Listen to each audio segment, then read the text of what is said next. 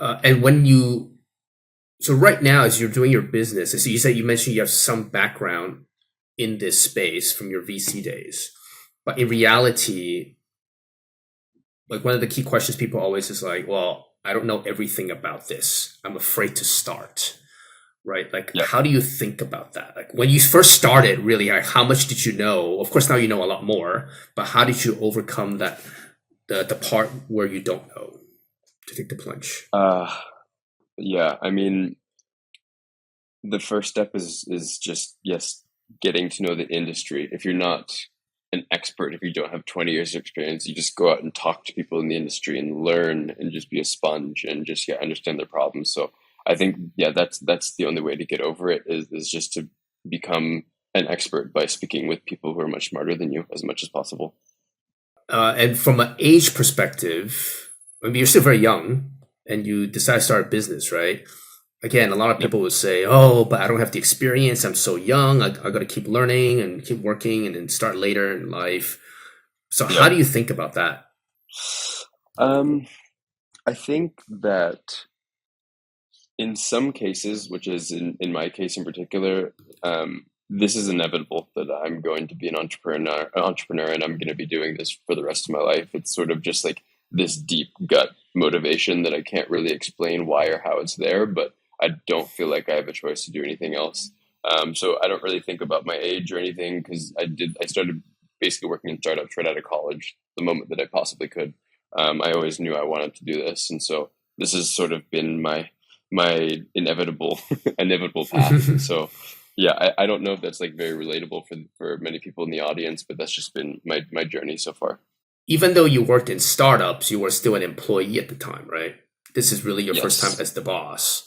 So, Yep. what is that biggest transition from being an employee in a startup to an owner of a startup?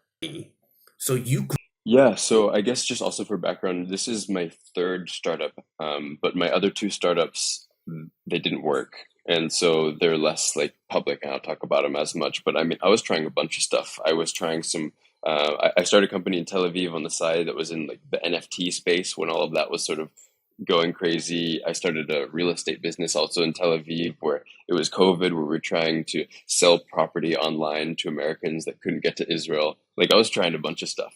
So Mm. I've always just like been going after it. But my 9 to 5, I was employee number 5 at an early biotech startup, and still I was like working really closely with the CEO and sort of just like studying how he was growing this business. Sort of knowing that I wanted to start something on my own one day, and I was pretty open with him as well about that, and he sort of was helpful in taking me under his wing and teaching me how he was thinking, and how the biotech company operated. So that was a really helpful first job. Yeah, so Jake, if you could also share a little bit about your Cool, sounds journey good. now in becoming this business leader, because Prefer now is the largest startup that you've built, right? And employing the most people. How many people are you employing right now? We have 15 today. Okay, yeah, if you could Yep. share with us that journey kind of from day one to now and how you grew as a leader. Yeah, so I mean, having to grow as a leader has been uncomfortable at a lot of times. But I mean, the biggest highlight of that would be just like how quickly that you grow as a person. You get to learn faster. I feel like you get like 10 years of experience in every one, when you're growing at this rate. But then the low light of that is also the discomfort that comes from that, often feeling stretched or exposed or behind. But I guess that's just kind of like part of the journey. And what were some of the challenges when you say it's uncomfortable? Do Yep. you have any kind of more examples of how you went from being uncomfortable to comfortable? Yeah, I mean, like I mentioned about my um, personal importance of talking to customers. When you first get like some of these really big conversations, and you're talking to some of these really big companies, and you really don't know too much, you're at risk of coming off like a novice, and they can sort of see right through that when they start to ask some deeper questions. So the beginning is always the most uncomfortable part, but then once you have more and more of these conversations and you start to hear some of these repeated questions, and you become that expert in the topic as well. But definitely the hardest part and the most exposed part is at the beginning. Is it because you feel that they know more than you, or is the uncomfortable part about like being rejected, or what is it about the I think it's discomfort? it's more about in my case, I wanted to start building this relationship of trust with these large food companies. And for me to come off as someone that didn't know what they were talking about would sort of burn my ability to be able to work with them down the road. So it was more about that rather than like a fear of a rejection or anything like that. It was about just making sure I was doing the right thing by the business to give ourselves the best chance to be able to work with these companies down the road. Okay. And now that you're overseeing 15 people, so your role as the CEO, and then there's Yep. your partner. Like, how do you guys split up the roles? So the way that we think about it is I handle everything about once the coffee is made, getting it to customers. So that's all things sales and marketing. And then my co-founder handles all things making the coffee. So supply chain of getting the ingredients, the manufacturing, and then basically getting it out for sale. So that's sort of how we split it up. Of course, under my job also is making sure there's money in the bank. So that comes from either sales or getting investment. But yeah, that's basically Mm, how we split up the teams. okay. And then how about managing day to day the staff, more the admin work? It's kind of split in an ad hoc way. There's we do also have, yeah, I guess some HR systems in place and some accounting systems in place, but not much time or effort is spent on the admin work, and there's probably a lot of more organization that can be done there. Yep. I mean, that's like any startup, Yeah, right? It's I mean, you talked about you did three startups. I mean, I did two. My yeah, first one didn't end up the way I wanted to, but and a lot of it, yeah, you have to do everything, right? You're putting on multiple hats, and a exactly. lot of it, the admin stuff takes time to really scale and Yeah, automate.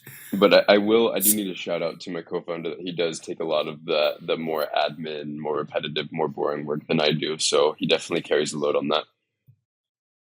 Great. No, thanks for acknowledging that. So in terms of now competitors for your business, because just to understand a little bit about the business model, right? Because you guys do not compete directly with, say, the coffee chains like the Starbucks, right? You're actually you're like an upstream supplier Correct. of the coffee, right? Correct. Okay. So who are your kind of typical customers? Our typical customers would be instant coffee manufacturers, canned coffee manufacturers, bottle coffee manufacturers, the ingredient suppliers of these FMCGs, the flavor suppliers of these FMCGs, private label retailers. Like those would be some examples of customers who would buy our products, our powders that they would use as ingredients within their recipes and formulation for those consumer packaged goods. Okay. And so as a sustainable company starting with coffee first, so ultimately what are you trying to achieve? Like what makes you sustainable and others not as sustainable? So we just measure sustainability in carbon footprint, and so we found that our coffee product requires 8 times less CO2 than traditional coffee beans. So, say if we're creating products that are 50% prefer and 50% coffee in a blend, then that overall Mhm. product's 4 times smaller carbon footprint. So that's how we measure sustainability. We just look at the data. Oh, okay. And so who came up with that formula and the The technology behind it? the formula of what? Like being able to come up with something more sustainable and say say 8 times less CO2, Oh, I because see. that's a, Yeah. requires a lot of technical expertise, right? Oh yeah, so we just focused on making products that are as affordable and taste as good as possible.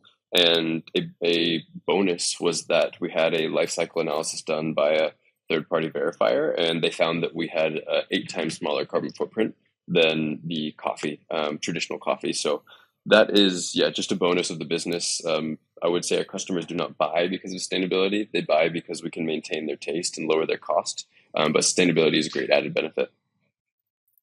Got it. Okay, so it's the taste and the cost ultimately that still appeals to the end customer. Yeah, that's the main value proposition is we allow coffee and chocolate companies to maintain the taste of their products while reducing their costs.